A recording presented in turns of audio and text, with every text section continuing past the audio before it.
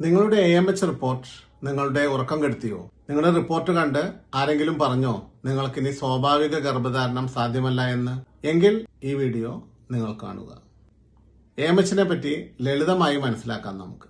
AMH അഥവാ anti മുള്ളറിയൻ hormone നിങ്ങളുടെ അണ്ഡാശയത്തിലെ അണ്ടങ്ങളുടെ അളവിനെ സൂചിപ്പിക്കുന്നതാണ്, അല്ലാതെ അണ്ടത്തിന്റെ ക്വാളിറ്റിയെ സൂചിപ്പിക്കുന്നതല്ല. അതുകൊണ്ട് തന്നെ ഒരണ്ടമുണ്ടെങ്കിൽ നിങ്ങൾക്ക് ഗർഭധാരണം സാധ്യമാണ്. അതിനാൽ AMH കുറഞ്ഞു എന്ന് വിചാരിച്ച് നിങ്ങൾ സങ്കടപ്പെടേണ്ടതില്ല, ടെൻഷൻ അടിക്കേണ്ടതില്ല. അണ്ടത്തിന്റെ എണ്ണം കുറയുമ്പോൾ AMHന്റെ അളവ് കുറയുന്ന പോലെ തന്നെ PCOD പോലെയുള്ള അസുഖങ്ങളിൽ AMHന്റെ അളവ് വളരെ കൂടുതലായിരിക്കും. ഇതും ഗർഭധാരണത്തിന് നല്ലതല്ല. ചുരുക്കി പറഞ്ഞാൽ AMH വളരെയധികം കൂടിയാലും ബുദ്ധിമുട്ടാണ്, AMH വളരെയധികം കുറഞ്ഞാലും ബുദ്ധിമുട്ടാണ്. നമ്മുടെ ചികിത്സ എപ്പോഴും AMH വർദ്ധിപ്പിക്കുക എന്നതിലുപരി അണ്ടത്തിന്റെ ക്വാളിറ്റി, അണ്ടത്തിന്റെ ഗുണം വർദ്ധിപ്പിക്കുക, ഹോർമോണുകളുടെ അസന്തുലിതാവസ്ഥ പരിഹരിക്കുക, എൻഡോമെട്രിയൽ തിക്നെസ് കറക്റ്റാക്കി വയ്ക്കുക എന്നിവയിൽ ഊന്നിയായിരിക്കണം. പ്രായം, ജീവിതശൈലിയിൽ വന്ന മാറ്റങ്ങൾ, അമിതമായ മാനസിക സമ്മർദ്ദം, ഹോർമോണുകളുടെ വ്യതിയാനം എന്നിവ AMHനെ ബാധിക്കാം.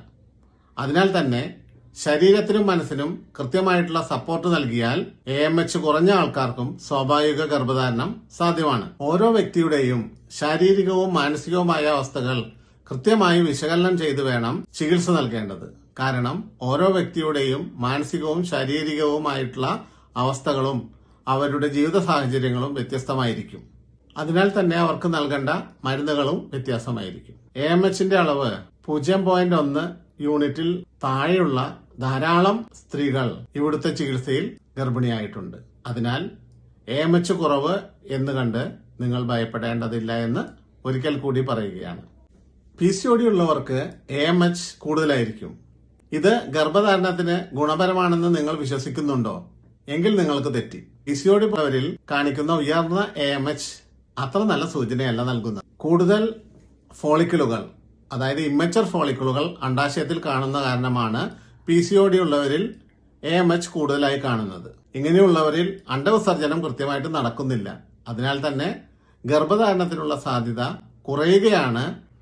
PCOD ഉള്ളവരിൽ AMH കൂടുതലാണെങ്കിൽ ഗർഭധാരണത്തിനുള്ള സാധ്യത കുറയാൻ കാരണമായി കണ്ടുവരുന്നത്. അതുകൊണ്ട് തന്നെ വെറും AMH ലെവൽ മാത്രം നോക്കി ചികിത്സ നിർണ്ണയിക്കുന്നത് അത്ര നല്ലൊരു രീതിയല്ല. നമ്മൾ ചികിത്സിക്കേണ്ടത് ഹോർമോൺ വ്യതിയാനത്തെയാണ്, ക്രമരഹിതമായ ആർത്തവത്തെയാണ്, പിന്നെ ഓവുലേഷൻ സംബന്ധമായ പ്രശ്നങ്ങളെയാണ്.